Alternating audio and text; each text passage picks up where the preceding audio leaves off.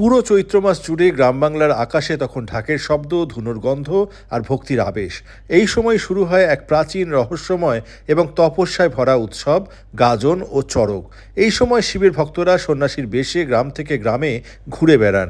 মুখে শিবের নাম, শরীরে কঠোর সাধনা, উপবাস, বানফোড়া, গরম আগুনের ওপর হাঁটা, কাঁটার ওপর ঝাঁপ, সবটাই একটাই উদ্দেশ্যে, মহাদেবকে সন্তুষ্ট করা, নিজের পাপ ক্ষয় আর আত্মশুদ্ধি। কিন্তু এই গাজনের চূড়ান্ত রূপ কি জানেন? সেটা হলো চড়ক পূজা। চৈত্র সংক্রান্তির দিনে একটি উঁচু চড়ক গাছের সঙ্গে বাঁধা হয় সন্ন্যাসীকে, পিঠে বেঁধে দেওয়া হয় বড়শি, আর তারপর শুরু হয় ঘোরানো। এই দৃশ্য দেখলে গায়ে কাঁটা দেয়, কিন্তু ভক্তদের কাছে এটা কোনো কষ্ট নয়, এটা তাদের ভক্তির চরম প্রকাশ, মহাদেবের প্রতি সম্পূর্ণ আত্মসমর্পণ। অনেকেই ভাবেন গাজন আর চড়ক এক। আসলে গাজন হলো পুরো সাধনা, আর চড়ক হলো তার চূড়ান্ত মুহূর্ত। এই উৎসব শুধুমাত্র একটি আচার নয়, এটা একটা বিশ্বাস, একটা ভক্তি, এটা গ্রাম বাংলার আত্মা। আপনি কখনো চড়ক পূজা সামনে থেকে দেখে থাকলে কমেন্টে জানান, আর ভক্তি থাকলে লিখুন হর হর মহাদেব। আর এরকম আরো অনেক কন্টেন্ট পেতে আমাকে ফলো করতে পারেন।